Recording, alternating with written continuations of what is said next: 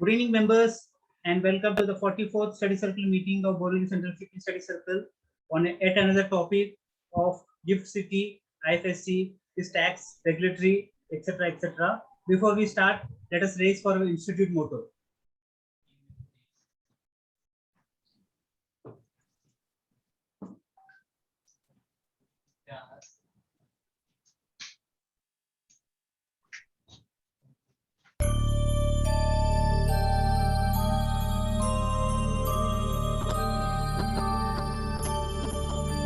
य एष सुप्तेषु जाग्रति य एष सुप्तेषु जाग्रति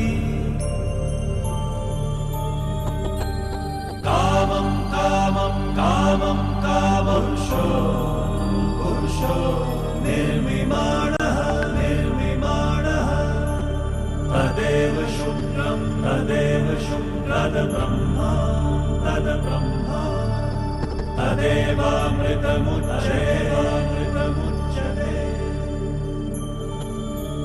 तस्मिन् लोकः शतः सर्वे तदूनात्यपि कश्चन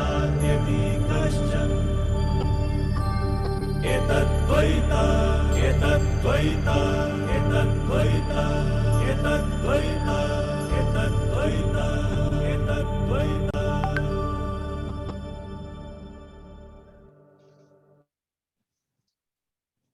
Thank you, friends. Before I hand over the further proceedings to Vijay sir, just two announcement. Today, due to some medical emergency, one of the speakers, Siddharth Shah, will not be able to join. But on his behalf, from his office, Nesh Shah and Ishita Khare are joining today our session. And second thing, on Sunday 29th, we are having a physical meeting because from lots of members, we got a query that we should have a meeting from Registrar of Firms on the topic ROF. The Registrar ROF himself is coming to our seminar on 29th from 10 to 1. We have a seminar. So members are requested to take benefit of the same and join in large numbers. Thank you very much, everyone, and have a good day. Vijay sir, all yours, sir. Welcome back, members. In today, we have three sessions. One is Introduction to International Financial Service Center and Gift City. Then what are its tax and regulatory aspects? And what are the professional opportunities for as a chartered accountant we can get from these things. So first speaker will be Dipesh Shah, who will be taking through the introduction to IFSC and Gift City. I request our core committee member Jawad Basar to briefly introduce you.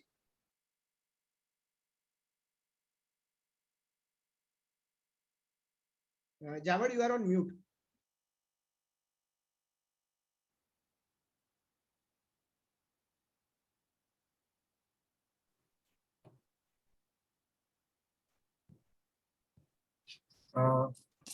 Thank you, Vijay bhai.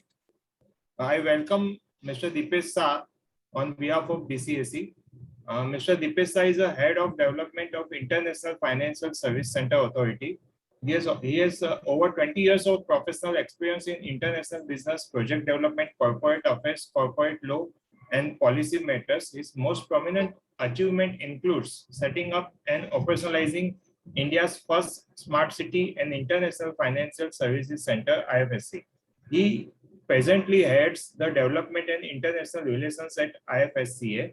Mr. Shah is a Bachelor of Commerce and Chartered Secretary from Institute of Company Secretaries of India, ICSI, and Institute of Chartered Secretaries and Administrators, UK, and has postgraduate diploma in business management, PGDM, MBA from Nirma University, India, with specialization in international business and finance.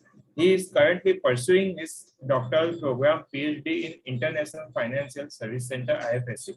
With this brief introduction, I request CA Ravi Soni to present memento to our first speaker of the session, Mr. Dipesh Shah. Thank you, Ravi.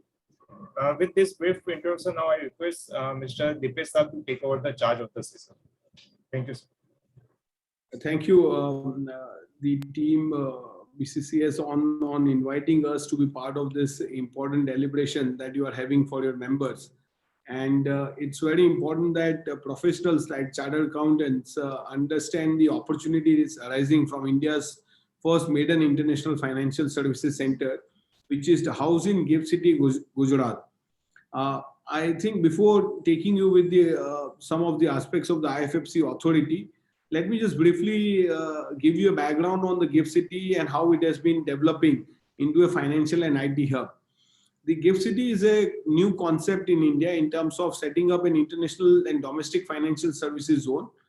It has a component which is setting up a state-of-the-art world-class infrastructure for finance and IT companies to participate.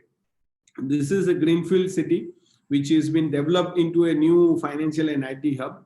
It has a state-of-the-art infrastructure in forms of several infrastructure which has been delivered for the first time in India. In fact, the technology of drinking water from the tap is operational in this city for last 7 years now. In terms of the overall development of the GIFT City, this is spread over 800 acres of land parcel. The master plan of the GIFT City is spread across the commercial, residential, and social facilities. So everything is in a close proximity in terms of for people to work and live. It works on the concept of walk to work and has several components which is helping finance and IT companies to prosper.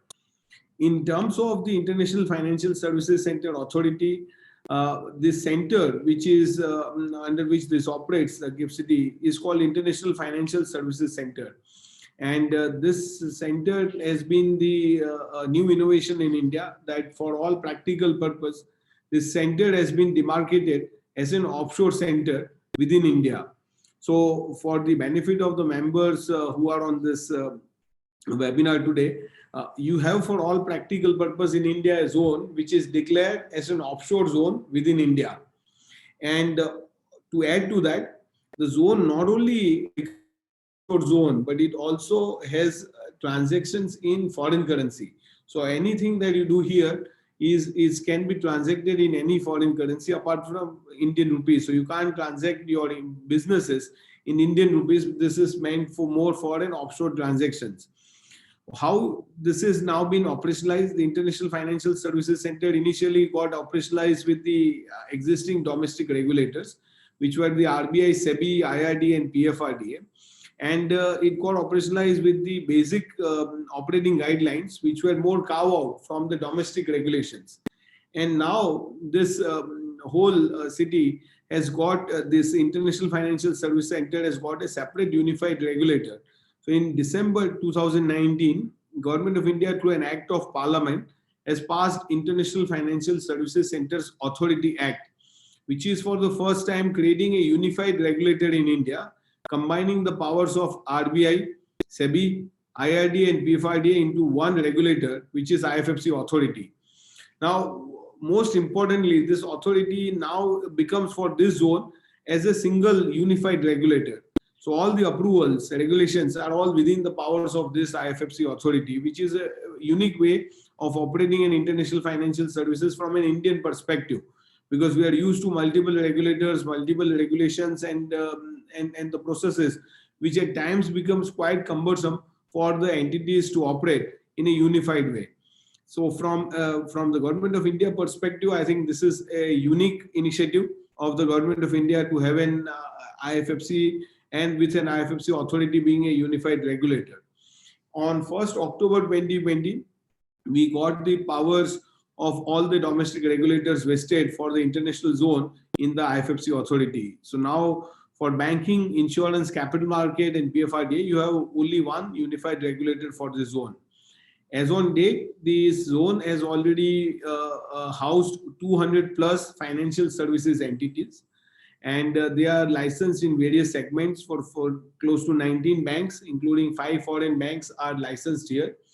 This includes foreign banks like Standard Chartered, HSBC, Barclays, Deutsche Bank, and Citibank.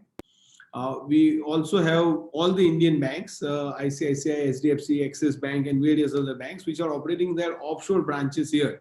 So when they open a branch here, for all practical purpose for them, it becomes a non-resident branch or an offshore branch from an India perspective. And under the FEMA also, we are recognized as an offshore territory within India. And there were all the transactions that you carry out from here becomes a dollar denominated or a foreign currency oriented. Apart from banks, we have insurance companies, we have capital market where we have two international exchanges, one led by BSE called India INX, another led by NSE called NSE IFFC. And we have quite a substantial number of broking firms which are operating here. To add to that, we are also having several other entities like global in-house centers. We have entities in aircraft leasing and financing, and a quite substantial amount of new business activities are being added. So from a chartered accountant perspective, I would say that you have a unique position now that in India, you have a unified regulator, you have financial services zone, which primarily from a chartered accountant perspective, I think this is the area which is their expertise. And we have seen now also we have come out with a framework called ancillary framework, which is for more professional services firms to come in. In fact, we have now got a chartered accountancy firm licensed in the IFFC as a first firm. We have a substantial number of other professional firms like consultancy firm, law firms, which are part of the ecosystem. We have administrators, we have trustee companies, asset management companies are all part of the professional firms. What is important for you as a chartered accountants is to recognize that you now have a new areas of practice available for you. You can become one of the important service provider in the IFFC zone. The banks, for example, have already transacted more than $100 billion transactions from the IFFC zone. And when they are transacting in the overseas markets or for providing external commercial borrowing, ECB for the clients, normally they will need services of a professional firms. And I think your services will become very important of being housed in the IFFC zone. Apart from this, we are taking several initiatives, like we are bringing in US stock trading on the IFFC exchanges here. The Indian residents, which is under the LRS, would be able to buy global stock under the depository receipt mechanism in the IFFC exchanges itself. We have taken steps to introduce a new line of businesses. We have introduced aircraft leasing and financing for the first time in India. Already licensed 5 entities and close to 15 companies are in advanced stage of their incorporating aircraft leasing entities in IFFC, which is a substantial shift from the earlier that these activities were all done from Ireland, Singapore, Dubai, and other financial centers. So one of the objectives of the government of India for the IFFC is to how do I onshore the activities which were offshore. And that's where we believe, I think this can be a significant contributor to the global financial services that the India currently has been importing from other global financial centers. It's important to recognize the fact that this zone is enabling several capital market transactions on the funds to come in. We already licensed quite a substantial number of funds and various funds are in advanced stage of setting up. Here also, I would urge to your members to look in closer to the opportunity for the fund industry. They are setting up funds, they are setting up manager entity, they're setting up sponsored entities, and you can be a service providers to all of these entities, which is getting set up here. You will also happy to note that for the first time, this Global Financial Services Center has been recognized as one of the fastest emerging global financial center globally, and is rated number 1 top of the chart out of the 15 global centers, where in next 2 years, it is suggested that this will be a significant contributor to the global financial services business. Apart from this, we are setting up and operationalizing India's first international bullion exchange, which is for the first time a spot exchange getting operationalized here. Now, this is unique because in India, we don't have a spot bullion exchange. And the first time the pilot run has already been done. And on the 1st October, we are anticipating this exchange to go live, which will again throw up opportunities for new line of businesses for the broking, the bullion participants to trade in the IFFC environment. Apart from this, we are also taking initiatives on the fintech side. We are becoming an emerging fintech hub for the fintech companies to come in. And we are also providing a lot of new business opportunities for several initiatives which were earlier not happening in India. For example, we used to avail the ECB from foreign banks for the Indian companies. So now the ECB lending is all coming onshore. The banks in IFFC is providing ECB to the Indian clients. For trade finance, this is becoming an important financial hub. Even INR USD trading has been enabled. The NDF OTC is also been crossed $110 billion in the IFFC zone in last 11 months. So if you see from an overall professional perspective, I would urge you that closer home, this is more like having your branch in DIFC Dubai or having your branch in Singapore. It provides you a similar advantage. So when you open say for example, your consultancy or a chartered accountancy firm here, you will not be able to serve the entities from India who wants to set up in IFFC. You can actually serve global clients who wants to set up in IFFC, or even for their global business sitting here, you can serve them. The zone also provides almost a 10-year tax holiday out of 15. That is a 10-year tax holiday. You can choose any 10-year 100% tax exemption. There's no GST for the export of services, and thereby making it a very, very competitive and compelling reason for professional firms to operate from. The International Financial Services Center is an important, from a regulator's perspective, we are trying to bring in all the enablers which helps the various several businesses to prosper. For example, recently we came out with two very important frameworks. One is on the global regional treasury centers can be set up in the IFFC zone now under the framework issued by the IFFC authority. And we also issued a framework for ITFS, International Trade Financial Services System, can be set up here for cross-border transactions. And this is a unique platform where you can provide the services for exporter and importers on a platform here. And this makes us quite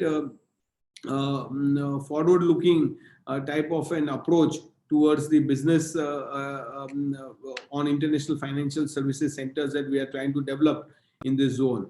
The IFFC Authority Act provides for both roles as an important preamble to the IFFC Authority Act, that it will play a role for development and regulation. So first time in India, you have a framework within the authority passed by the Act of Parliament, which vests us with the power of development and regulations both, and which helps us to reach out to the stakeholders, understand their requirements, and try and bring in those enablers which the stakeholders consider necessary for certain businesses to grow. Obviously, we benchmark our practices with the global best practices, and thereby all the check and balances in terms of KYC, AML, all the guidelines are completely hitherto. And we take a lot of efforts in ensuring that the global business can be brought onshore and the Indian entities can go global through the IFFC platform. So that thereby we consider ourselves more as a gateway for undertaking international financial services, both from India perspective going global and the global businesses coming to India. So for example, the fund set up in IFFC would have an opportunity to invest into India. Indian companies can invest into IFFC entities or can invest into global entities. So from all three perspectives, we become quite unique in terms of providing opportunities for Indian as well as the global entities. I'll stop here. Would be very happy to take up questions that you would have, or in future would be very happy to connect with your professionals, firms, and the chartered accountancy firms who wants to come and set up their operations here, or understand the business opportunities more from their client perspective. So from all purpose, I would urge all of you to have a deeper, closer look at the opportunity available right next door to where you are, and become a global firm, global consultancy, global chartered accountancy firm through an IFFC opportunity of the Government of India. I thank the chapter for taking this unique initiative of bringing the IFFC and the IFFC business opportunity for your members. We look forward to be on a continuous dialogue with your chapter and various other professional firms which are part of your members in present today and who are not able to attend. Would be happy to interact with them in future. Thank you very much for inviting us to be part of this this unique initiative which you have taken for your members.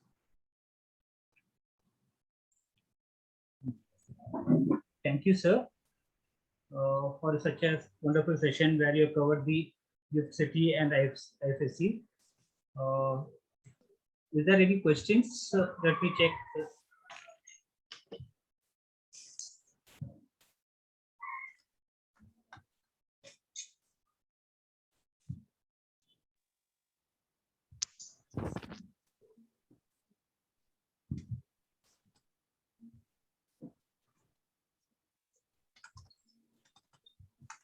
Vijay, there are one or two common questions which you can combine and take up. One, as Dipesh Bhai said, that chartered accountants can come and set up in IFSC.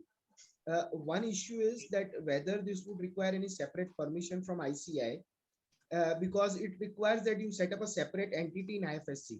So being a CA firm, how can you set up a separate entity? And is there any exemption for chartered accountants? So our framework allows the branch to be open. So you can open a branch. The CA firm can open the branch in the IFFC. And in fact, we already licensed a couple of chartered accountancy firm in the IFFC already. So it is very much permitted. Okay.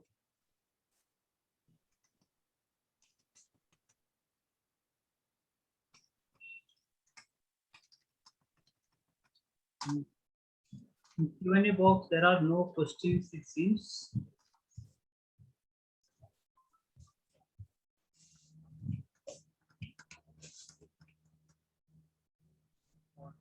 If you permit, shall I take few questions, or you want other speakers to first take and then? You can take till the question comes now. You can carry on, TJ. Sorry. Yeah, you can take the few questions. Okay. So Dipesh bhai, one question was I generally get queries from a lot of people when I talk to them about IFSC, is that if since this is an IFSC and if it is a company which is not into IFSC, can it come and set up its entity there if it is doing some offshore business?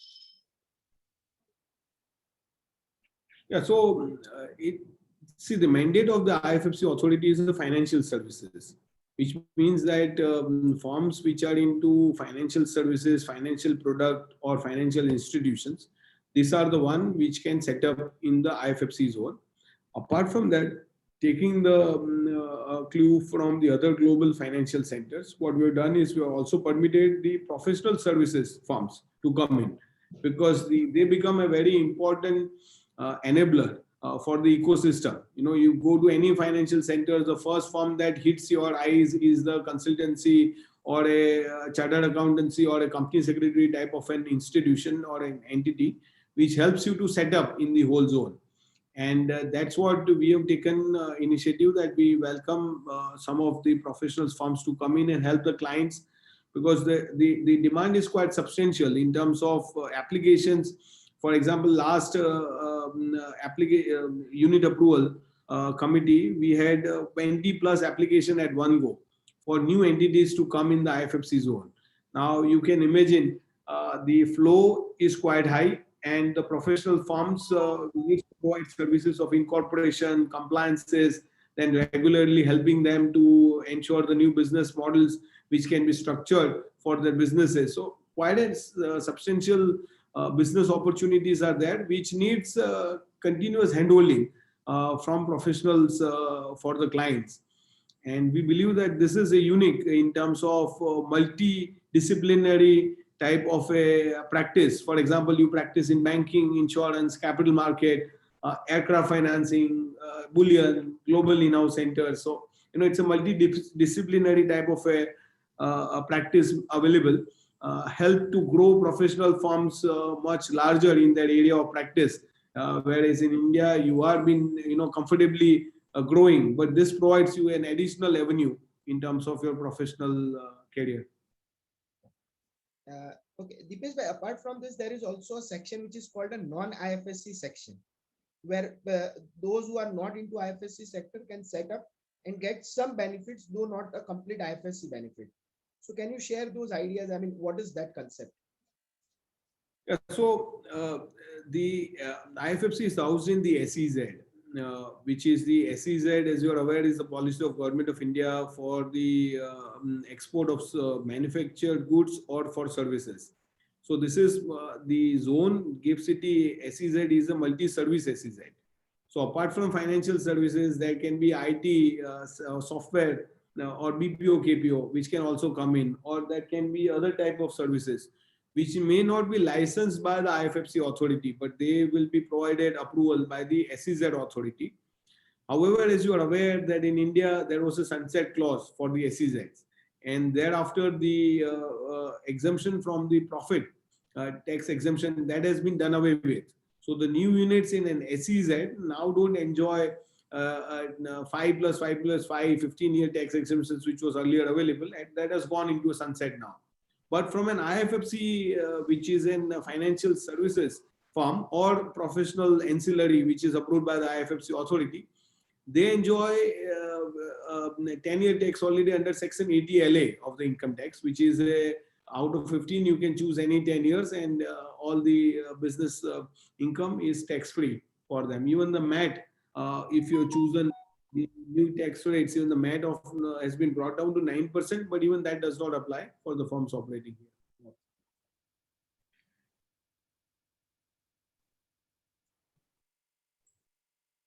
Yeah, there is one more question, sir.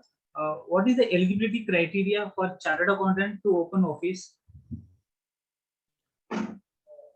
They have to make an application as per the framework issued by the IFFC authority. It is available on our website, called Ancillary Framework.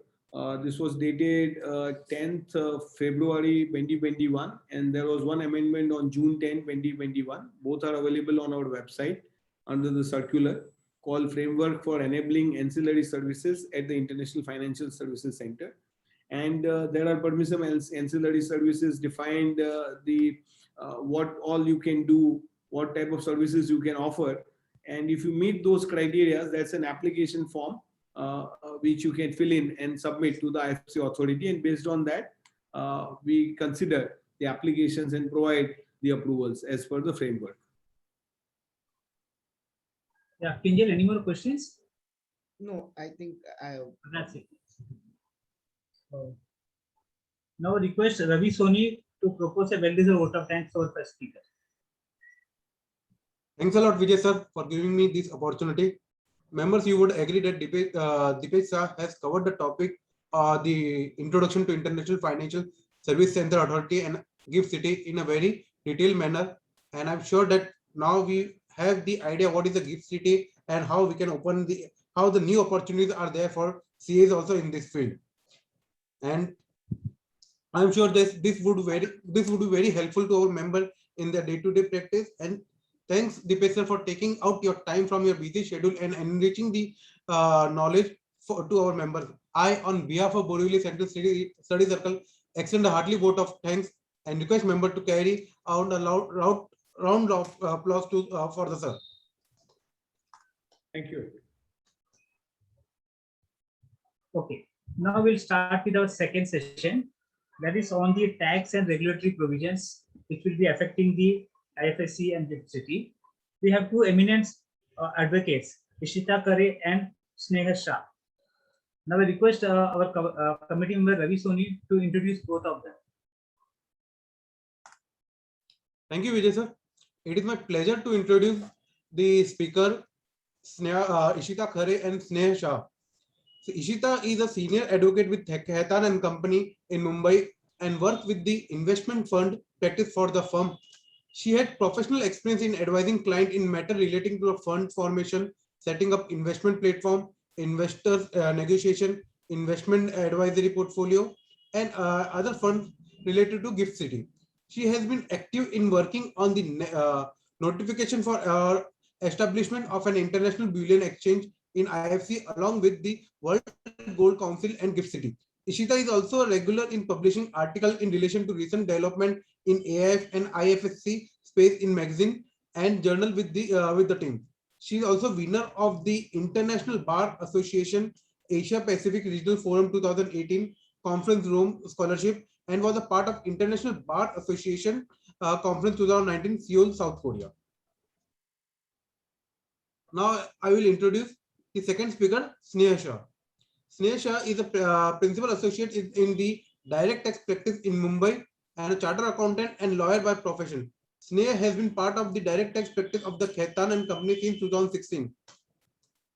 The Sneha focuses and has rich experience on transaction tax matter for both private equity and strategic investment, including domestic and cross-border shares and business acquisition, and on global deals, having an India leg, and provides assistance on all aspects such as structuring of the investment, disinvestment, due diligence.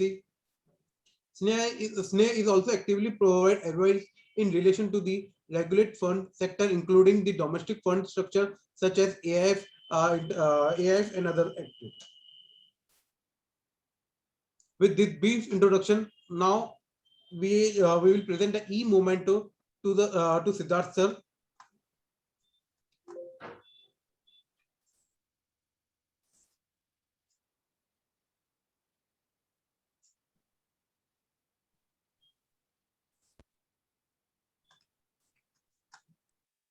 Now I request both the speaker to take the charge and just start the session. Good evening, everybody, and thank you for the introduction. Thank you, Dipesh sir, for the insightful session a while back. It's set the tone for the discussion very well. Sneha and I will be discussing the regulatory and tax aspects of the IFSC regime in GIFT City.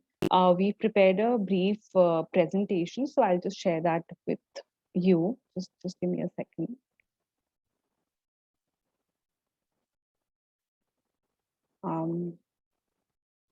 Yeah, is this visible?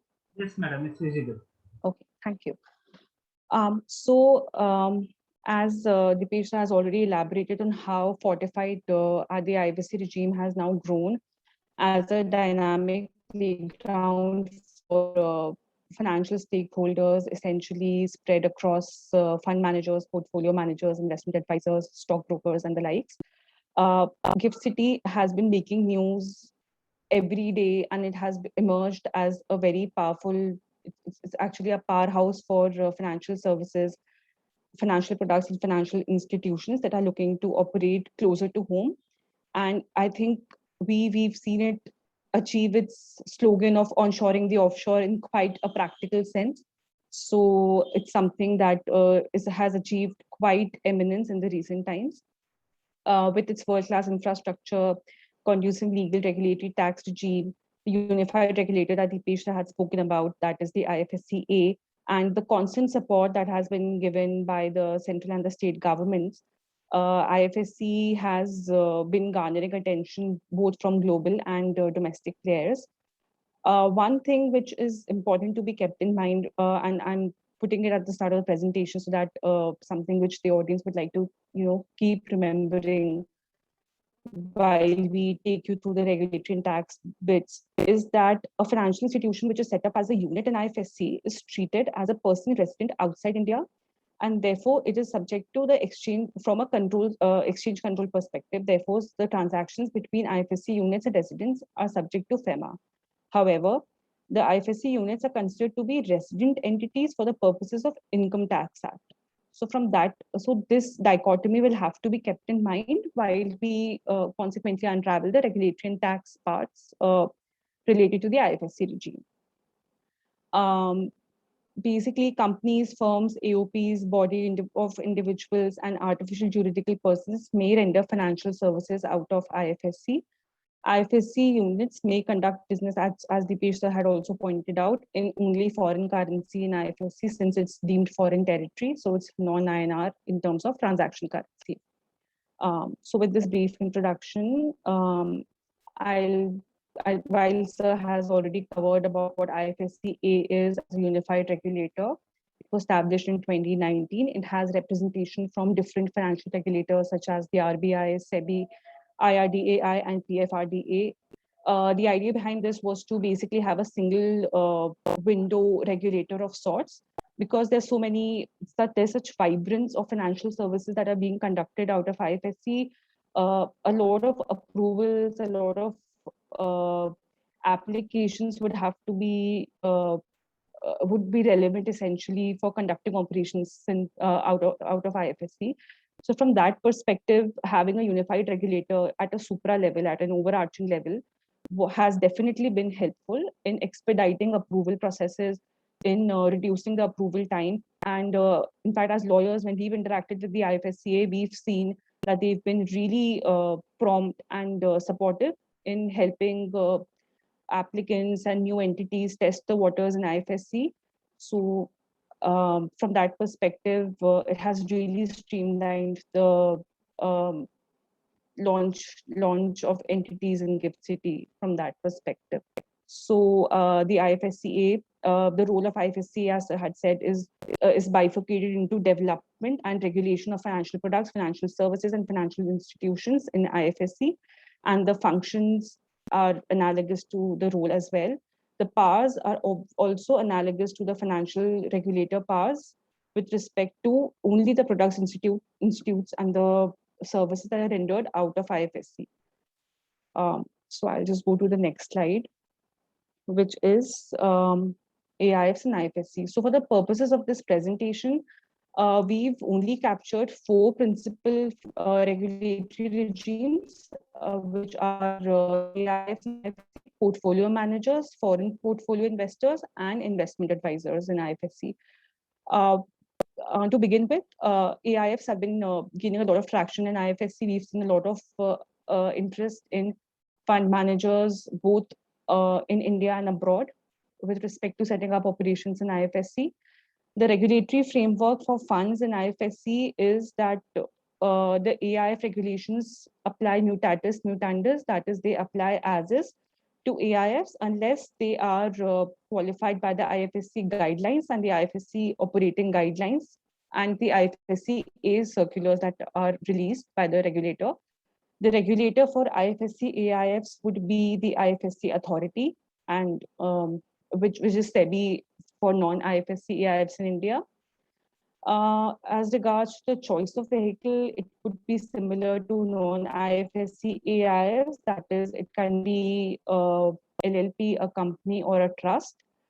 Same goes for the categories of IFSC AIFs. It can be a category 1 IFSC AIF, which is for early venture capital funds, angel funds, category 2 AIFs basically for private equity funds, and category 3 AIFs for hedge funds engaging in complex trading strategies, leverage hedge funds essentially.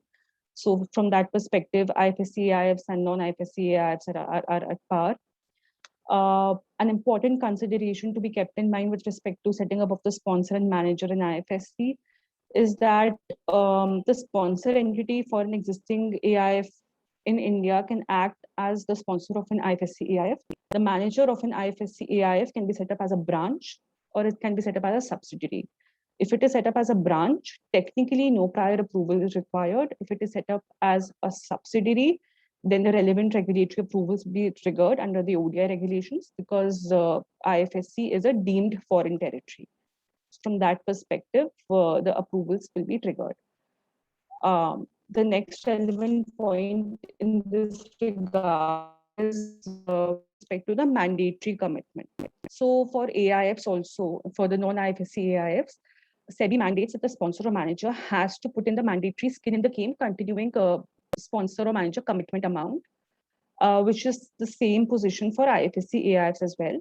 However, there is a special dispensation with respect to this point, which we'll be discussing in the later slide, where the sponsor entity is an Indian party. The other point relevant to this is with respect to participation of Indian residents as investors under the LRS route. So the RBI has recently allowed Indian residents to make remittance under the LRS in IFSC, provided that the remittance must be only made for making investments in securities other than securities issued by entities resident in India. So this basically would enable resident investors also to invest in IFSC AIFs. So I'll just go to the next slide.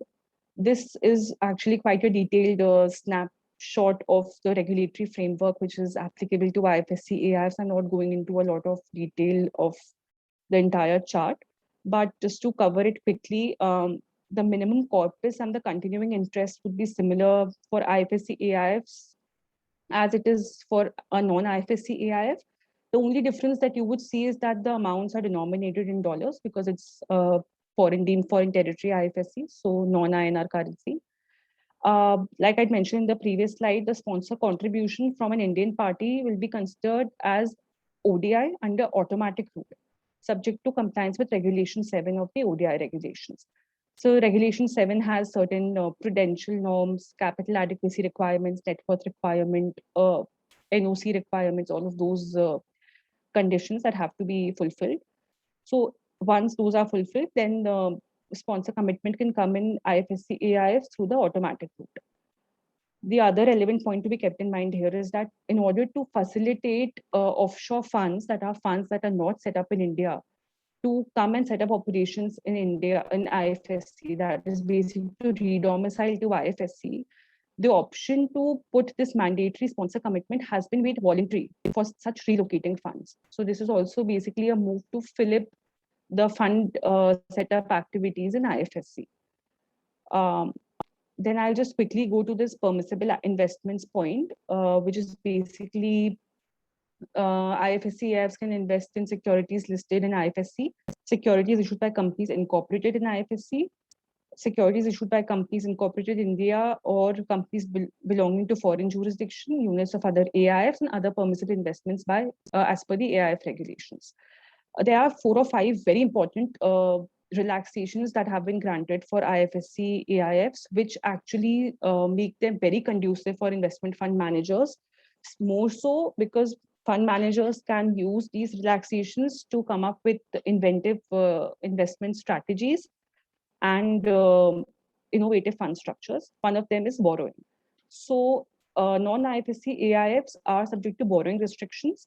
This is not applicable for IFSC AIFs, subject to certain conditions, but those restrictions per se are not applicable to IFSC AIFs. Similarly, co-investment is something which is not permissible for non-IFSC AIFs. That is, a non-IFSC AIF cannot issue units within an AIF to permit co-investment. However, this has been allowed for an IFSC AIF. Further, an IFSC AIF can also co-invest along with an AIF which is based outside IFSC but in India. The third dispensation is with respect to diversification norms.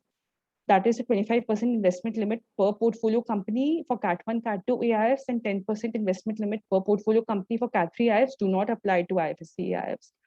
So these 3 dispensations are considered to be these great boons for IFSC AIFs per se, and are basically garnering a lot of attention in fund managers. One more important point here is that IFSC AIFs are not subject to any restrictions with respect to overseas investments, unlike domestic AIFs. As in, domestic AIFs are subject to investment restrictions with respect to overseas investments. So I'll just go to the next slide. This slide is quite, I think it's quite straightforward. The minimum investment amount for an investor for an IFSC AIF would be similar to a non-IFSC AIF. The amount is denominated in dollars. The application process to set up an IFSC AIF is more or less similar to a SEBI application. That is in the sense that it has a Form A application, but the regulator will be IFSC A. And further, we have seen IFSC expediting the applications quite a lot. So from that perspective, we expect that the SEBI AIF application approval process would be quite cut down from a timing perspective when it comes to IFSC AIFs. And the eligible investors for IFSC AIFs would be limited to persons not resident in India, non-resident Indians, resident individuals permitted to invest under LRS, which I've covered in my previous slide, and resident institutional investors that are permitted to invest outside India under FEMA. So this structure, this diagram looks a bit complicated, but it's basically, we've tried to show how different forms of funds can be used by managers in India, in IFSC, and in offshore jurisdictions to come up with different master feeder structures. So while it's not necessary that all these structures have to be in place, but we've from a presumption perspective, we've tried to show everything in this slide. And this is typically how a fund structure would look like if you try to use IFSC as either a standalone fund or a feeder fund or a master fund. So yeah, this at least concludes the AIF bit. I would request Sneh to take up the taxation regime in IFSC. Yes, hi everyone. So, as Ishita said, one important thing to note is that while IFSC is a foreign territory from the purpose of FEMA, it is considered as a resident from an Indian income tax perspective. Since, the GIFT City has been set up, there have been various tax benefits, tax ops, which have been introduced to provide for a beneficial tax regime for IFSCs. I'll just quickly take you to some of the key taxation aspects which would be relevant for units set up in IFSC or for investors in IFSC. So the first most important point is, of course, the tax holiday, which is available under Section 8(LA) of the Income Tax Act for units set up in the IFSC. Under this provision, there is a 100% tax deduction which is provided for business income earned by an IFSC unit for a block of 10 consecutive years in a total period of 15 years. And this period of 15 years is essentially supposed to be considered from when the IFSC unit got its registration. The next benefit, which is important to note, is that there's a beneficial rate of 9% for MAT or AMT. And of course, now with the new corporate tax regimes, where a company opts to be taxed at the 22% corporate tax rates, the MAT provisions do not apply. And hence, a company which is set up in IFSC and which opts to be taxed for such 22% tax rate can avail both the tax deduction and the 100% tax deduction and the exemption from the MAT provisions. The next important, benefit, so to say, is certain exemptions provided to non-residents in case of lending in relation to IFSC units. So the first exemption is that any non-resident who extends a borrowing to a unit set up in IFSC, the interest payable to such non-resident shall be exempt from withholding tax. And the next important exemption is in relation to long investments made by non-residents in long-term bonds or rupee-denominated bonds which have been listed on an IFSC exchange. Such bonds are taxable at a lower rate of 4% as compared to the general withholding tax rate on interest. With respect to securities which are listed on an IFSC exchange, there are certain exemptions which have been provided if such securities are transferred on an IFSC exchange and the consideration is payable in foreign currency. These exemptions are also for a non-resident or a Category 3 AIF IFSC. The securities for which such exemption is available is a GDR, rupee-denominated bonds, derivatives, and certain other securities as would be specified by the CP. Ishita, you can go on the next slide. So, as Ishita mentioned, the entire fund industry is, gaining a lot of traction in IFSC. And what is important to note that is in September 2020, the government introduced a highly beneficial tax regime for Category 3 AIFs, which have been set up in IFSCs. So this exemption is essentially available for Category 3 AIFs, which have all non-resident investors, except for the units which are to be issued by to a sponsor or manager of the AIF. So generally speaking, in terms of the exemptions that are available, there is first, an investor level exemption that has been provided to non-resident investors in the IFSC. As per this exemption, any income arising to a non-resident investor on transfer of the AIF units would be exempt from tax. And also the tax, there is an exemption for other income which arises to such investor. Essentially the income, the way the exemption provisions and the benefit provisions are provided all the income is taxable at the fund level, that is subject to certain exemptions, and it all becomes exempt at the investor level. So coming to the fund level taxation, there are certain exemptions that have been provided for income arising to a category 3 AIF. And this exemption is available to the extent that the units of such category 3 AIFs are held by non-resident investors. So one of the first exemptions is in case of investments made by the AIF in offshore securities that is in jurisdictions other than India, there is an exemption to the category 3 AIF for such income. In respect to securities that are trading in India or of Indian entities, there is also an exemption available subject to certain exemptions. Thirdly, there's an exemption that is available for interest and dividend income, or rather not an exemption, a beneficial tax rate of 10%, which is available to a category 3 AIF on interest and dividend income, which is brought from securities. Then, as Dipesh sir mentioned, there is a GST exemption on services that are provided in IFSC. There are certain SCT, CTT, and stamp duty exemptions for transactions undertaken on IFSC stock exchanges. Another new development is, in the budget 2021, certain exemptions were introduced in relation to aircraft leasing activities that are undertaken by an IFSC. The first exemption that has been introduced is an exemption for royalty or interest income, which is earned by a non-resident from leasing an aircraft to a unit set up in IFSC. And this exemption is available provided that the IFSC units has commenced operations by 31st March 2024. The next exemption is, the extension of the 10-year tax holidays for income which arises to an IFSC unit on transfer of an aircraft or an aircraft engine, which prior to such transfer was leased to a domestic company engaged in the operation of aircrafts. So these two provisions were introduced by Budget 2021 to provide for certain benefits in relation to aircraft leasing activities. And additionally, lastly, there are certain subsidies which have been extended by the state of Gujarat for units set up in IFSC. Ishita, can you go to the next slide? So the relocation of offshore funds to GIFT City. This is one of the most important changes which was introduced by Budget 2021. The change essentially provides for a tax-neutral manner in which offshore funds can relocate to an AIF set up in IFSC. So when we say relocation, the way the mechanics work is that the offshore fund transfers its assets to an AIF set up in IFSC, and in consideration for such transfer, the AIF set up in IFSC has to issue units either to the offshore fund or to the shareholders of the offshore fund in the same proportion as their shareholding in the original fund. The new tax regime essentially provides for this entire relocation to be undertaken in a tax-neutral manner.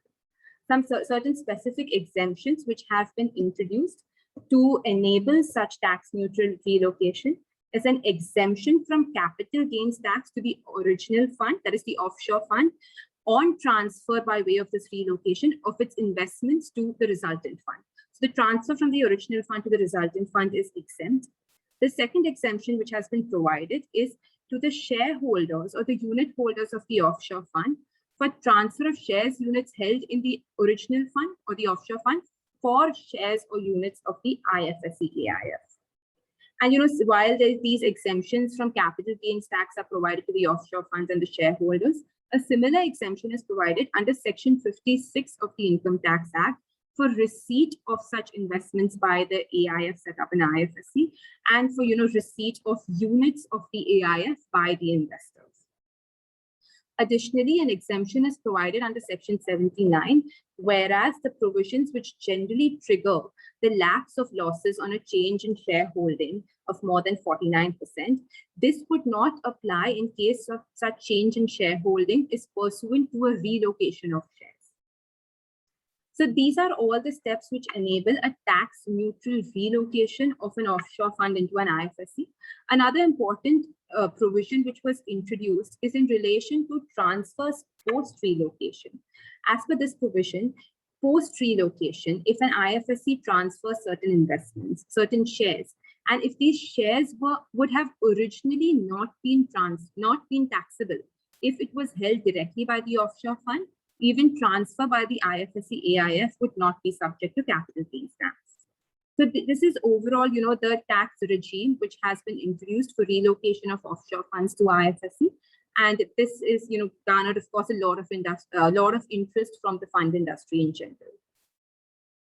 Ishita, you can move to the next slide.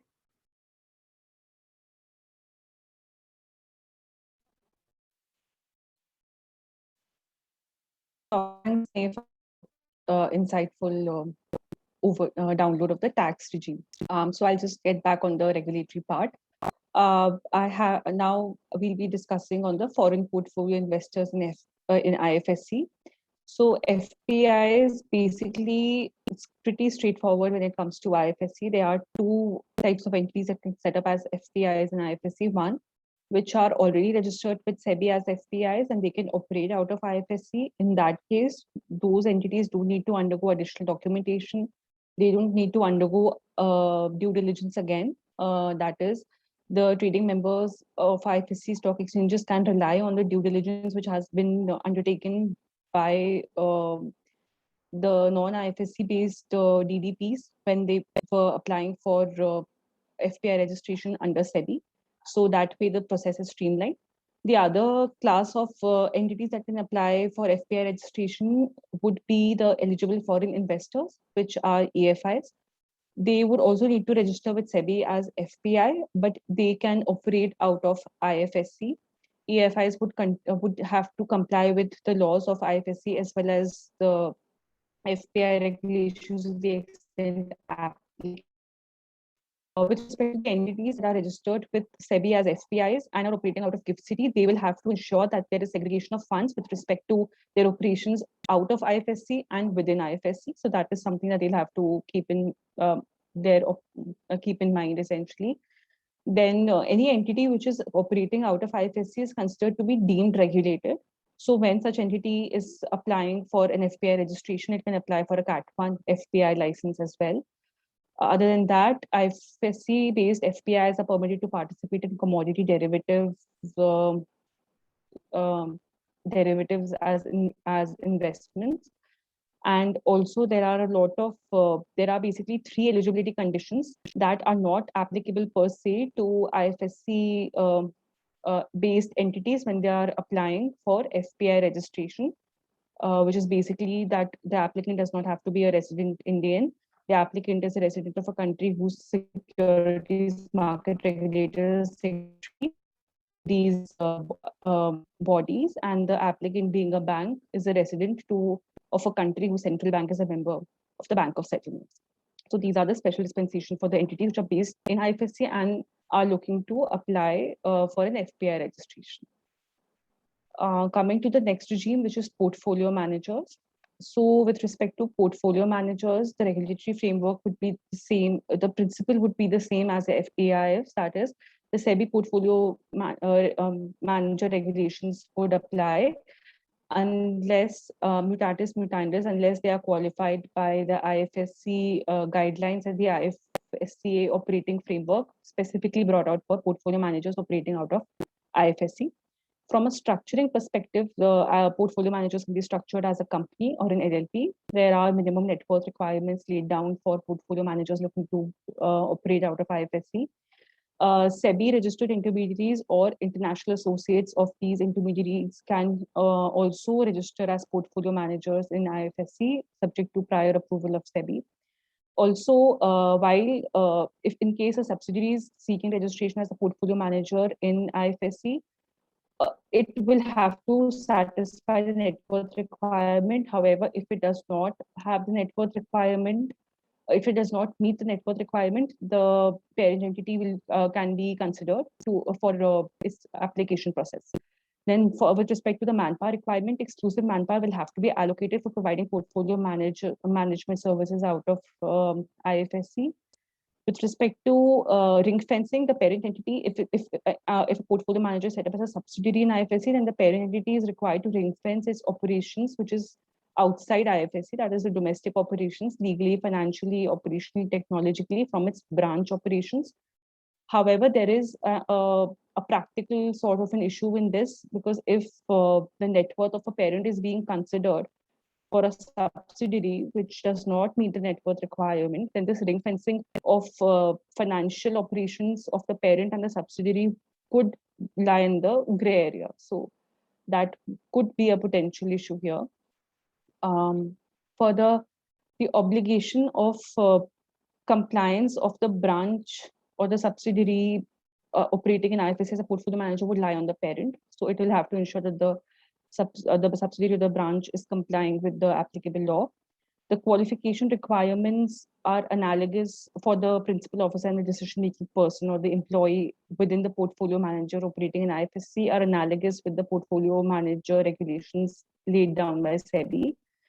So if you are a non-resident person who is a principal officer or decision-making employee of a portfolio manager, then you will have to have a certification from any organization, institution, or an association which has been ratified by the financial market regulator of that foreign jurisdiction which you are a resident of.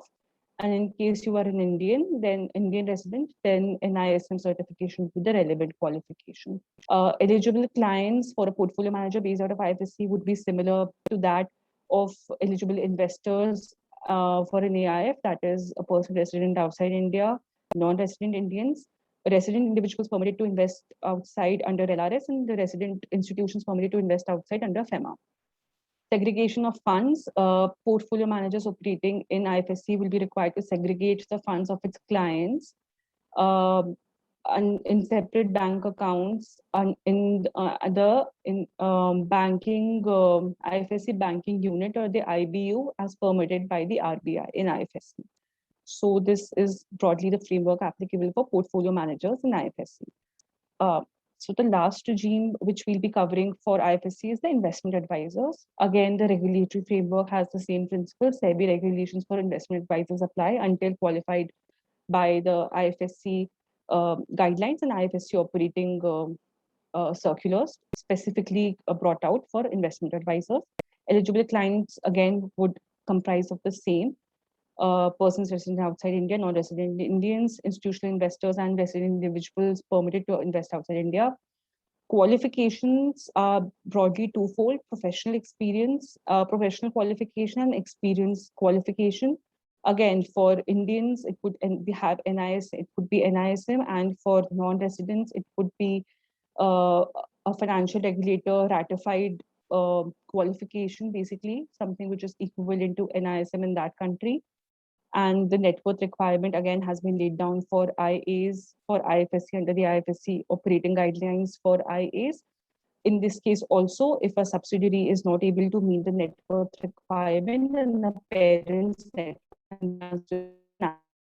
purposes. So I think this is the penultimate slide for our presentation. It broadly lays down the steps required for setting up a unit in IFSC. I will not take up a lot of time on this, just quickly run through the steps. The first step is basically submitting an LOI. You'll have to, an applicant will have to basically get it for basically reserving a space in IFSC. They would have to get a PLOA issued in their favor.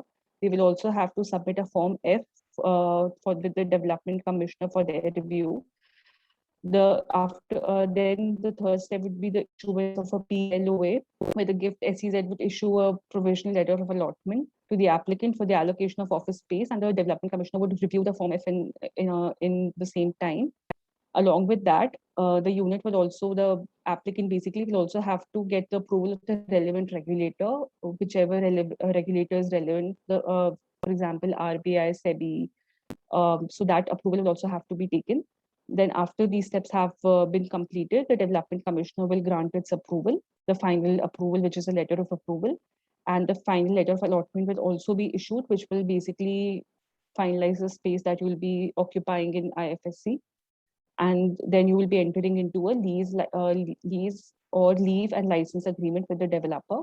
And after that, you can apply for the different business licenses that you will need for commencement of business operations in GIFT City. So basically, the upcoming trends that are relevant from an IFSC perspective. And I think Dipesh has already covered a lot of these in his part of the presentation at the start. But I think a very notable trend is the VCC, something which is very, very much awaited by fund managers, the Variable Capital Company Framework. The committee report is already out, and the committee has in fact looked at a lot of international jurisdictions to come up with a very, very coherent framework which would basically operate in IFSC. It's basically about this VCC having an existence of its own, which will be separate from its shareholders, having a variable capital structure, having the capacity to enter into contracts of its own, having the capacity to sue or be sued, having multiple sub-fund structures wherein each sub-fund will have its own assets and liabilities. So again, the fund managers will have a lot to play with respect to the variable capital company structures once it gets on ground in IFSC. The other thing is longevity finance, again, something which is quite unique. Transgenerational value creation is the idea behind this initiative. It's basically creating a chain of innovative financial products. And the idea is to meet the needs of different age groups, the financial needs, the societal needs of different age groups. And the third trend which IFSC is seeing is the framework for global regional corporate treasury centers, which the sir had also elaborated upon. That is, you can be a finance company or a finance unit set up in GIFT City, and you can service your group entities outside GIFT City as treasury centers. Then offshore trading, basically IFSC emerging as an offshore trading center in INR. So that is also something which is developing. And lastly, again, as Sir had mentioned, the International Trade Financing Services platform, which is like an electronic platform for exporters and importers for trade and financing, something which GIFT City is also very actively developing in recently, and it's in the works. So yes, GIFT City is a space definitely to watch out for, and presents splendid opportunities for not only financial service providers, but also for service providers like lawyers, CAs, and everybody. So yeah, that sums up our presentation. Please let us know if you have any questions.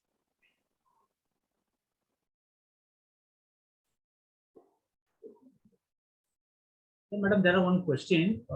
Is there any tax exemption to chartered accountant firms who is setting up a business in IFSC?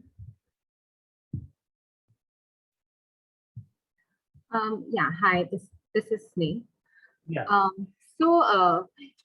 Essentially, chartered accountant firms, it would need to be seen whether, they fulfill the characterization for the ancillary activities, which could be set up in IFSC, and then there should be an exemption which is available. So next question, is there any tax benefit for non-resident investors making investment in IFSC AIFs? Yes, of course. So, like I said, there are several exemptions which have been introduced in case of a category 3 AIF. I discussed this in one of my previous slides. Largely, these exemptions are in relation to exemption to the investor from transfer of category 3 AIF units for income which comes to the AIF unit, and also at the category 3 AIF as well. There are certain exemptions from transfer of certain offshore and onshore securities. There's a beneficial tax rate of 10% for, income from dividend interest. So there are several exemptions or benefits which have been introduced for non-residents which are investing in a category 3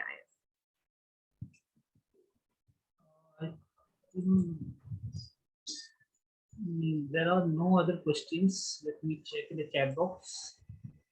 No. I think there are no other questions, madam. Ishita Kare and Sneha has dealt the topic in a more effective and efficient manner on the tax and regulatory provisions. Kinjal bhai, you have any other questions? One query that, though it seems funny little, but for the benefit of the members, one of the issue that is that these units are treated as offshore units, as if they are not within the territorial jurisdiction of India. So if you set up an entity and if your employees who are stationed in that unit or at that location, will they be treated as non-resident after 180 days? Is this question from a tax or a FEMA perspective? Tax perspective. So from a tax perspective, generally speaking, an IFSC is not really treated as an offshore entity. It's considered as domestic itself. So there should not be a reason why employees working in IFSC should be considered as non-resident, because the entire scope of taxation which applies to domestic entities also applies to IFSC from a tax perspective. Okay. Now I request our core committee member Pratik Maru to propose a well-deserved vote of thanks to both the speakers. Dr. Vijay sir, for giving me this opportunity. Members, you all would agree that Advocate Ishita and Advocate Sneh has covered this topic on tax and regulatory provisions in GIFT City in very lucid manner. Thanks a lot to both the speakers for their in-depth presentation. I'm sure this will be very helpful to our members. Thanks a lot both the speakers for taking out time from your busy schedule and enriching the knowledge of members. I, on behalf of Borivali Central CP Study Circle, extend a very hearty vote of thanks to Advocate Ishita and Advocate Sneh and request all the members to carry on. Proud round of applause. Thank you. Thank you, Pratik. So we'll start with the third session of the day. As members will aware that the professional opportunity for a chartered accountant is increasing day by day. We should not worry whether GST audit is gone or tax audit limit is increased or not. We should never worry about that. There are new avenues which the government is giving to the chartered accountant. One of the areas what we having today, the IFSC and GIFT, where we can have ample opportunity. So what are those opportunities for a chartered accountant? We have an eminent speaker, Anish Thakkar, who will be dealing with this topic. Now I request Pratik Maru to briefly introduce. Thanks a lot, Vijay sir. I see Anish Thakkar, sir, is a fellow member of an Institute of Chartered Accountants, and he's a law graduate from Mumbai University.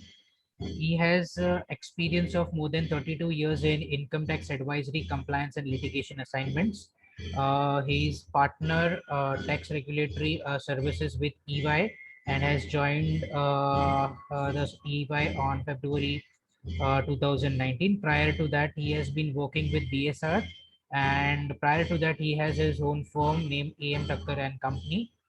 He was a president at CTC for the year 2021.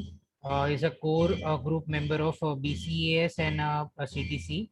He has written many articles in newspapers, business magazines, and professional journals. Has been contributing in various conferences. He has appeared on television as a guest speaker on business channels like CNBC, Awaaz, Bloomberg TV, and NDTV. Has been a visiting faculty at SEDNEM in between the year 2008 and 10. And also has been a guest speaker as on date in various management institutes. With this brief introduction, I welcome Anish sir to BCSE, and we would like to present you an e-memento. Ravi, if you can just share.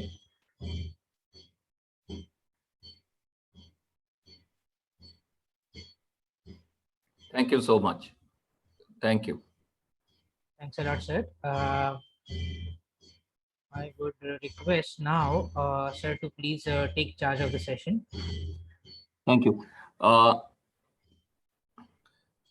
Respected dignitaries on the desk, members of Borivali Central CP Study Circle, ladies and gentlemen. It's my pleasure to be associated with this session on IFSC, and IFSC, as was rightly put, is a new concept. At the outset, my apologies for coming in a little late. There was some conflicting engagement which I just couldn't avoid. But I am glad that I made it in the nick of time. And thanks to Nilesh Bhai also for reminding me to join, to be honest. But yes, I was just about through. So thank you so much again. I would, want to put in a presentation, and I will take you through that presentation on opportunities. But before that, I think I just want to make 2 or 3 points. The IFSC is an absolutely novel concept. In a way, it is the closest thing to capital account convertibility today that we have seen, as compared to the days of the past where under the erstwhile FERA, everything was prohibited, right? And you were always on tenterhooks on whether you would, fall foul of that draconian law and ultimately have to go for compounding. So we are in a regime where, there's a lot of liberalization, and this is even further liberalization. And I would think that this concept, though starting with financial services, though starting with, things like aircraft leasing, for example, will at some point in time move to more and, diverse activities. And I would think that this is very important to remember, right? As we are all aware, GIFT is in that sense a special economic zone which is notified as a financial services center. So basically all that applies to a special economic zone also applies to GIFT. And I was hearing one question which was asked from the audience that Kinjal Bhai asked, that will a person employed in GIFT be non-resident? And one has to appreciate that the deeming fiction that GIFT creates or the RBI regulation create is only the fact that a person who operates out of GIFT is deemed to be non-resident. GIFT is not deemed to be a foreign territory, and therefore, as rightly explained by Sneh in her answer, there is no requirement to call it a territory outside India. It is very much a territory within India. And it is sometimes that dichotomy which creates a little bit of complication. So if you would have seen Sneh's presentation on tax, sometimes you're wondering whether are we really treating this territory as a non-resident, or are we treating this territory as something local? And that dichotomy will, I would believe, be addressed by the government at some point in time, but in certain areas that dichotomy still remains. And my personal view is that at some point in time, you will have a separate chapter in the Income Tax Act, a separate chapter in FEMA, which will deal with activities being conducted in this IFSC. With that, let me try and share my screen so that we come to what are the professional opportunities in the IFSC. Let me just put the slide on slideshow mode. Thank you. All right. Now, if we see, as I was saying, we divide this into some 2 or 4, 4 different things. One is obviously what are the opportunities as far as GIFT is concerned. And I'm going to put myself off video for those of you who know. I have very high myopia. For those of you who don't know, let me share with you that I do have very high myopia, and it becomes very difficult for me to, all that you will see is my head as it is appearing now if I read something from the slide. And it's in today's day of PowerPoint, it becomes very difficult to this thing. I also welcome Dipesh Bhai and thank him again for being here. Very nice of him to be present throughout and, looking at what I am saying for the opportunities. I'm going to stop the share for a while, turn off the video and start the sharing again. So what are the opportunities for chartered accountants like you and me, right? We always, as was rightly put, we are not dependent on government compliance. We are dependent on value addition that we do to ourselves and to the society at large. So let's look at, conceptually, what is it that GIFT is? And this is probably just sort of a reminder that obviously GIFT is a delineated, fully duty-free enclave, right, which is aimed to be the hub of financial services transactions. It does seek to bring into India whatever overseas financial transactions used to happen. And I must say that the work that the IFSCA and Dipesh Bhai have done in this area are really, really, praiseworthy and are really, really fantastic. Sorry. It offers you a regulatory environment which is at par, and also a physical environment which is at par with anything that you will get overseas. So I'm sure Dipesh Bhai has taken you through whatever GIFT has achieved, and I think it's again very, very important. And GIFT is obviously ranked 3rd by the Global Financial Services Index as one of the 15 centers that are likely to become more significant going forward. So as far as our clients are concerned, they have opportunities to set up finance companies for core and non-core activities. There are opportunities for listing of their securities at the IFSC exchanges, which increase the role for brokers, for merchant bankers, for all sorts of capital market players. There's also participation through structured products and access products that clients can come. And of course, there's set up opportunities for insurance and banking clients, which again, give us a lot of opportunities, because there's a lot of advisory and there's a lot of compliance involved as far as insurance and banking is concerned. There's also custody operations which are possible, and there's underwriting, merchant banking, and investment and portfolio management services. So there's a lot of things that clients can do. And with these things that the clients can do, and I'll share this presentation with the study circle later, after this talk is over. So really in this, I have put 2 different activities. On the circle are the activities that the clients can do. And on the left-hand side, as the regulations of the IFSCA call them ancillary services, these are what we can do. We can do legal, assistance. We can do a lot of compliance and secretarial work. We can do auditing, accounting, bookkeeping, and taxation services. We can do professional and management consulting services. We can do administration, asset management, support services, and trusteeship, and any other services that Dipesh Bhai and the IFSCA approve. The whole point is, and we'll delve into each of this, but the whole point is that there are a lot of opportunities which are available to us.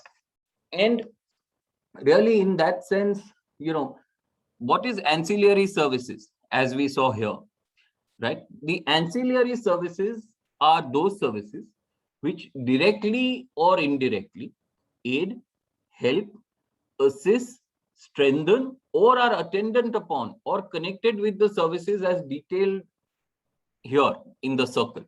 So I would believe that there is a lot of flexibility available to us around. And these services are today, I believe, permitted as activities become more sophisticated, as activities become more involved in terms of assistance. I'm sure that chartered accountants will continue to play a significant role into GIFT City. So let's delve into what the eligibility criteria is, right? And if we see the eligibility criteria, a eligible service provider for rendering permissible ancillary services is any existing or a newly incorporated entity set up in the IFSC, can be in the form of a subsidiary or a limited liability partnership or a registered partnership or a branch, right? And therefore, you can set up any of these entities to be able to render services from the IFSC. Okay. And who are the people that you can render the services to? You can render services to entities set up in the IFSC. You can set up the entity to render services to financial services entities from foreign jurisdictions, right? For whatever are those activities that we saw in that circle, right? And or any other related activities overseas, or to any Indian clients who propose to open up or set up or carry out operations in IFSCs or any foreign jurisdiction, provided, very important, the consideration, i.e. the fees that we receive are received in freely convertible foreign currency. And I think this is the ethos of the IFSC, that there is no transaction which is possible where INR transaction, at least as far as inflow is concerned. There are limited INR transactions as far as outflow is concerned, which are possible. And those INR transactions are transactions where you pay for your expenses or you pay your staff, right? Or you procure something locally, because when you have an office, you will require all of those. So all of those are permitted, but any fees that you get has to be under or in freely convertible foreign currency. Yeah. Books of account, of course, have to be maintained in the foreign currency that you are getting, right? So there's an application form. You will, in the application form, write what sort of currency you will be receiving. And in that particular currency, you will also need to do your bookkeeping. Now, let us understand what are these ancillary services within the broad buckets that any chartered accountant can do, right? Now, let's look at legal services. Obviously, we are not law professionals, and therefore we cannot really appear for somebody as a lawyer. But yes, certainly today also we advise on FEMA. Today also we advise on IBC. Today also we advise on Rent Act matters, right? Today also we advise on company law matters. So all of this is possible as far as chartered accountants are concerned. There's also assistance in preparing legal documentation. For that, you don't need to be a lawyer. A lawyer may have to sign off on a legal document as far as a client is concerned if he is comfortable. But I would believe that, again, as far as preparation or collation of the first draft of a legal document is concerned, certainly chartered accountants can do it. Yeah. Compliance and secretarial, again, is a subset of legal. So obviously, as you know, there are chartered accountants who deal with compliance. You can certainly do local compliance, or at least prepare raw data for local compliance of any other jurisdiction. You can, of course, if the entity is, your client is an entity set up in the IFSC, then there are certain compliance requirements that that entity also has to undertake. And you can help that entity with the compliance and, of course, also company secretarial work. Condition only, remember, please, that fees have to be received in convertible foreign currency, and the service recipient has to be as defined under the regulations of the IFSCA. Now, you can, of course, do accounting and auditing, and I'm not going to get into what we can do, but we can do everything, right? So really, financial accounting, review, financial statements, bookkeeping, due diligences, commercial due diligence, for example, right? Little bit of forensic, all of that is possible for your clients sitting out of the IFSC. So there is a lot that you can do, right? It's about skilling and reskilling ourselves to be able to do it. It's about having the required, how do I put it? I wouldn't really use the word expertise, the expertise we all have. It is about having the required infrastructure, the manpower, and the ability to demonstrate that we indeed are capable of rendering all of these services. That should be very, very important. Again, we can render taxation services, which are business planning, tax planning, consulting, tax return preparation, review, any other tax related services. In fact, I would believe that, if there is everything that we can do, only thing I believe we cannot do, and this again, I'm subject to correction by Dipesh Bhai, sitting out of GIFT, can I appear for an Indian client? My answer is no. I cannot appear online in a faceless assessment or in a video conferencing hearing as part of a faceless assessment. But other than that, everything else I can do, right?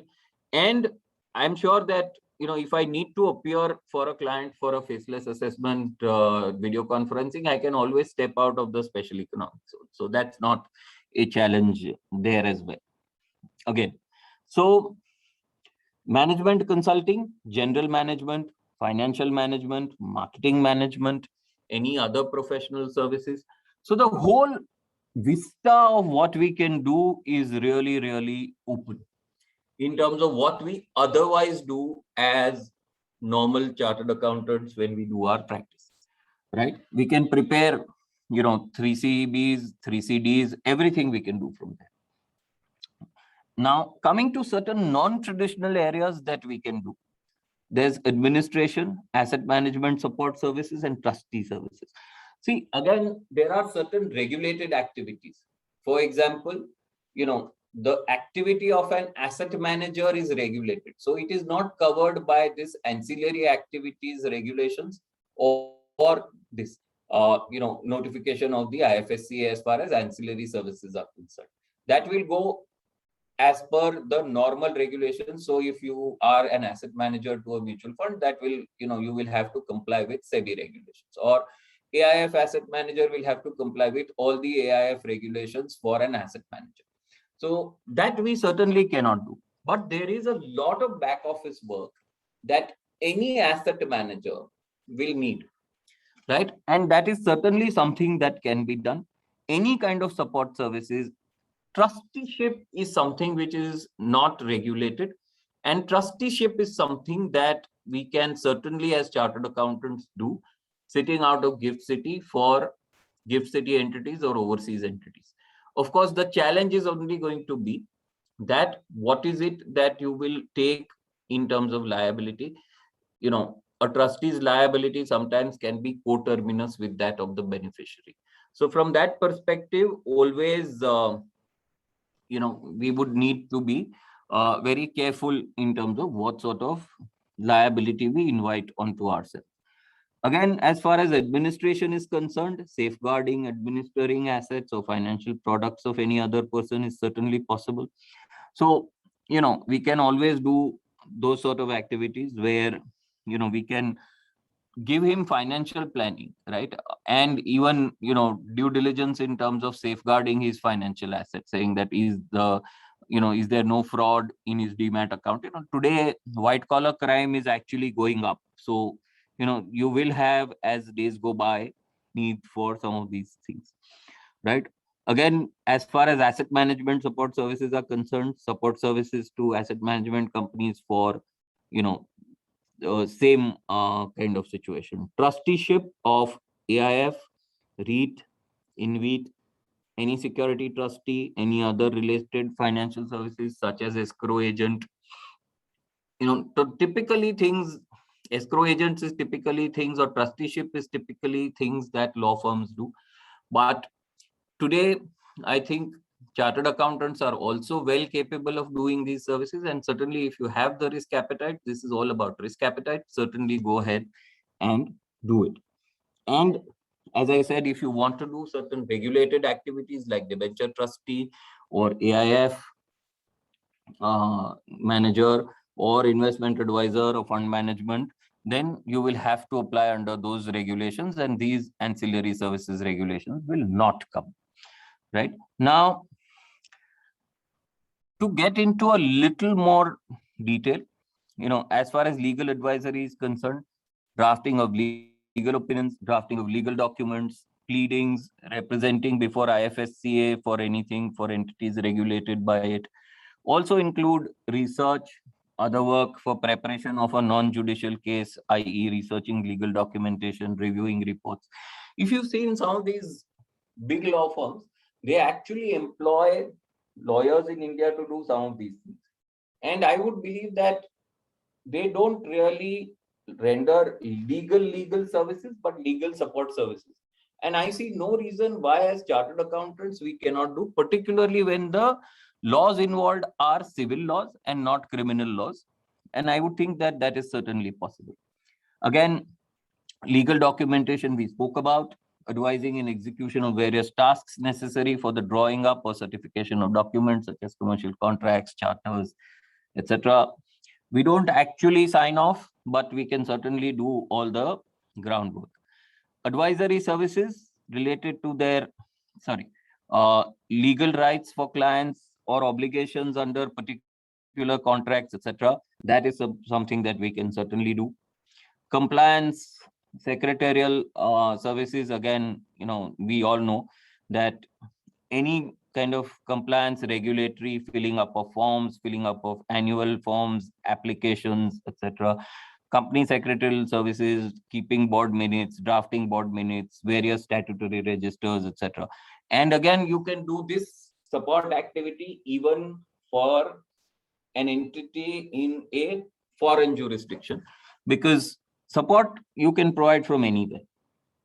There may be regulations in those countries requiring a company secretary, as we do in India, but certainly there's a lot of outsourcing that is happening, and we should for sure be able to take advantage of the outsourcing that happens. Again, financial auditing, we know that what is accounting review, what is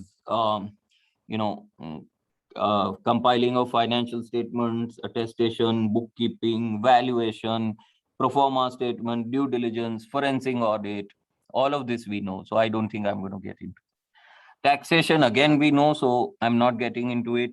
You can certainly prepare, and all of the big fours have these practices. They sit out of locations such as Hyderabad, Chennai, and help their overseas practices prepare tax returns, prepare certain forms. In fact, some of the banks, the bigger banks actually have teams sitting in India who interestingly do, there are certain refund claims that customers have to make when there are TDS in various jurisdictions. So you can actually, in India, how it works is that you have a refund claim only and only when you file a return, right? But in certain overseas jurisdictions, you can actually make certain offline refund claims and you don't need to file a return. And banks have big teams here in India who actually sit and prepare and process those applications and then send them out to their foreign counterparts. So I'm sure that something like this is also possible in the GIFT City. And if you're a bank, you can certainly do it. But if you're a chartered accountant and you engage with one of those foreign banks, then I'm sure that you can help them do these things as well. Everybody is looking today for cost optimization in terms of strategy. And therefore, if you're able to give quality work at the right price, then I'm sure some of these things can definitely come to you. Professional services, again, there are a lot of financial products that the IFSC has now permitted. So, having knowledge about those financial products, giving them general guidance on how it is to be done. I'm sure that, the team before me spoke about AIF, and there are so many nuances which are operational as well as regulatory to setting up of an AIF that clients sometimes harrow you to some extent, and we harrow Dipesh Bhai as well and he's been very kind enough to always answer all of our questions very, very patiently.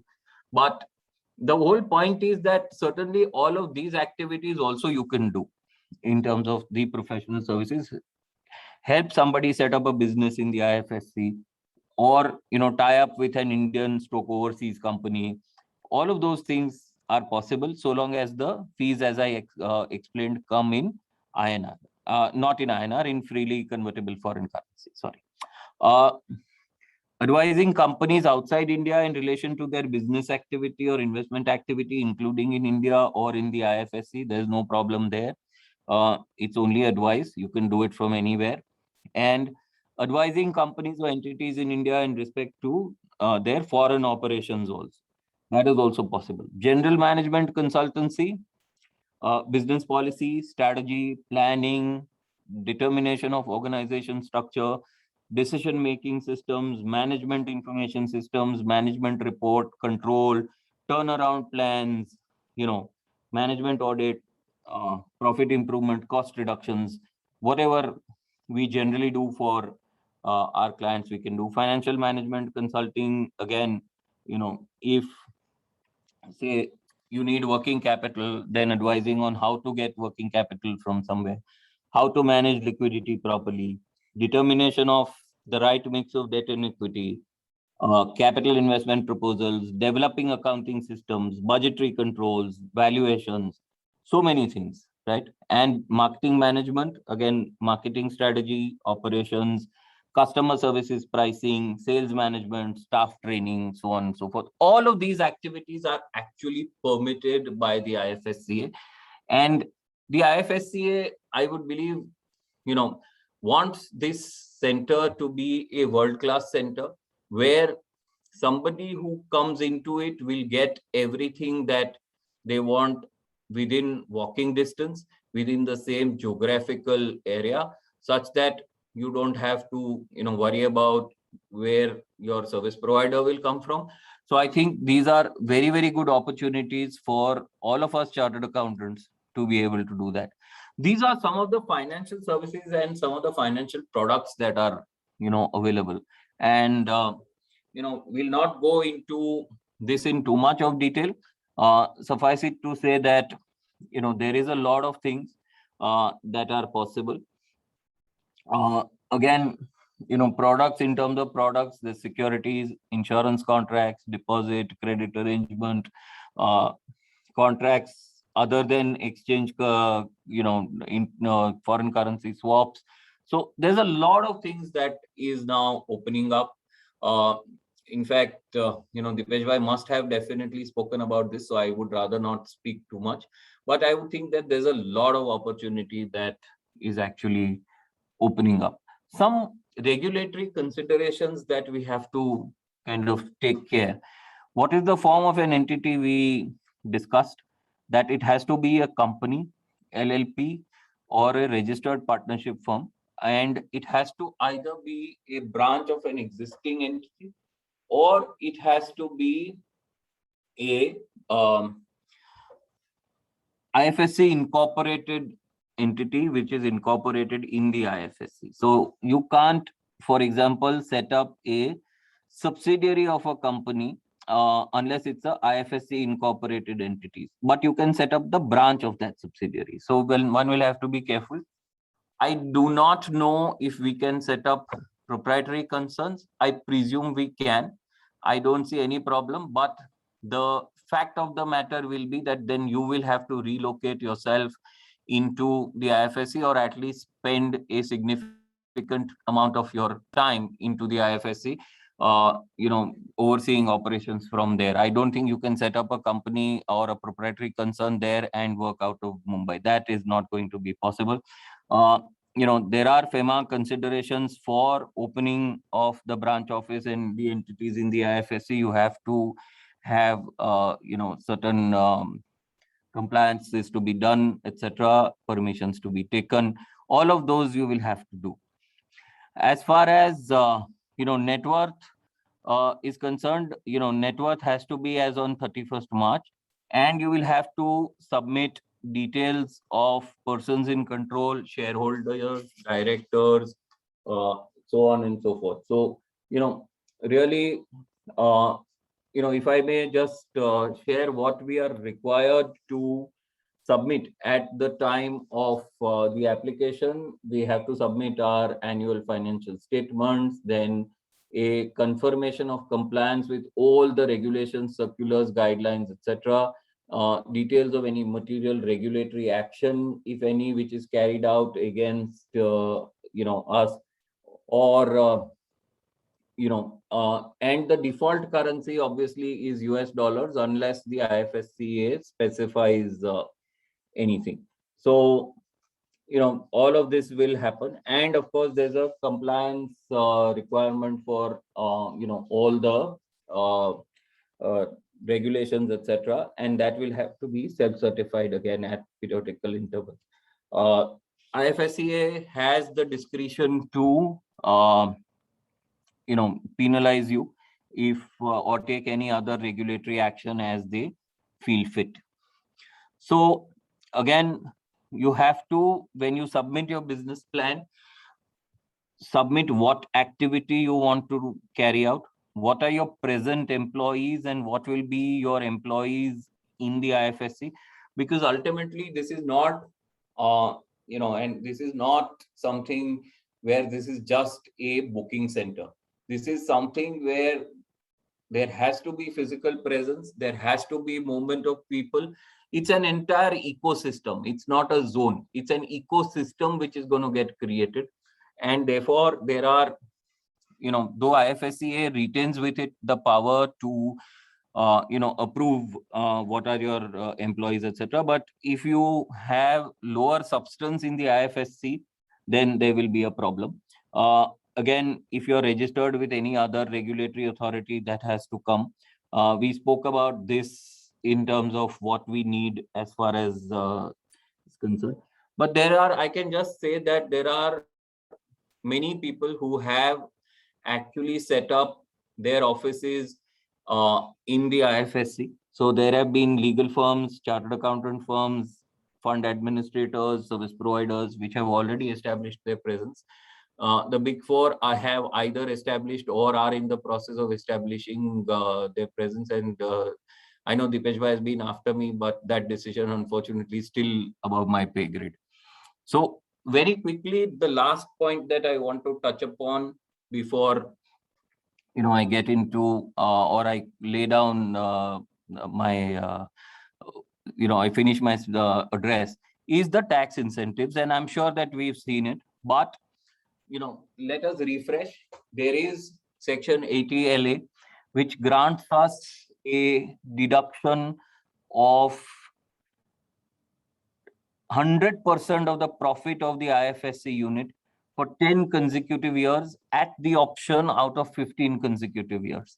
So for the first few years, if we are not profitable, if we think that our operations are not scaled up at a particular level, we choose to not claim the ATLA, that I would believe is perfectly fine, right? Again, as far as compliance is concerned, we need a Form 10 CCF. We've done that for clients. We will need to do that for ourselves from any other chartered accountant to certify that the deduction has been correctly claimed. MAT is lower if we are a company of 9% plus applicable surcharge. So is AMT. There's no STT or CTT, but if we do any trading on the IFSC exchanges, again, transactions in say bonds or specified GDRs or rupee denominated bonds, etc., are all exempt. This is again more from a client perspective than from us. And of course, there's a concessional tax and TDS rate of 4% on interest payments made to any non-resident by an Indian company on issue of any long-term bonds or rupee denominated bonds on or after 1st of April 2020, but before 31st June 2023, if these bonds are registered on an IFSC exchange. So again, this is one more opportunity if your client is looking for funding. And we've been in touch with a very big Indian bank recently who wants to set up or who wants to issue these bonds and list them on the IFSC exchanges. So it is an opportunity, and there is a lot of advisory around something like that in terms of the structure, in terms of what rate of interest to be charged, etc. So there is certainly, a possibility for a lot of things to be done. So with that, I think let me just end this presentation. Just let me, once again reiterate the fact that there is a lot that a chartered accountant can do sitting in GIFT, and it is a good opportunity. As I said, it is one of the things that one will have to look at, because this is the closest that we come to capital account convertibility. So there's a lot of activities that the IFSCA has permitted, and I would believe that one must make the most of it. Some of us probably came from different places to Bombay to settle down. Maybe it's time to look at settling down in some other place as well. With that, let me thank the organizers of the Borivali Central CP Study Circle for permitting me to come and speak about the opportunities in the IFSC. Happy to take any questions. Thank you, sir, for such a wonderful session. I saw a raised hand, sir. Somebody had raised hand. So there are no questions till now. Okay. That is by mistake. No questions as of now. Sure. That means, sir, everybody has understood what you have told today.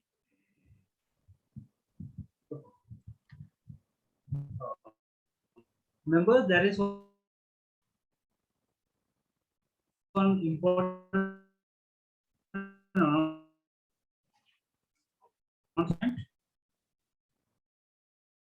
On 29th of August, that is coming Sunday, from 10, the timing is 10 a.m. to 1 p.m. It's a physical meeting. So request all the members to come with social distancing. Now I request our core committee member Jawad Vasa to propose a well-deserved vote of thanks to our last. Thank you very much, Vijay Bhai, for giving me opportunity to thank the speaker of this session, CA Anish Thakur sir. On behalf of Borivali Central CP Study Circle, I propose hearty vote of thanks to CA Anish Thakur sir. He has given us the new dimension and opportunities available to CA in the field of GIFT City. He explained in detail various types of permissible ancillary services available at GIFT City in the field of legal, audit, management consulting, administrative, asset management services, and other allied services. Now, I propose on behalf of Borivali Central CP Study Circle, hearty vote of thanks to C. Anish Thakur sir, and request all the members to show their gratitude with loud of applause. Thank you, sir. thank you very much. With this, we will end today's session, and we'll meet on 29th of August at Bhatyawadi Hall. Till then, it's bye from team BCSE. Thank you. Thank you. Thank Bye-bye. you. Thank you. Thank you.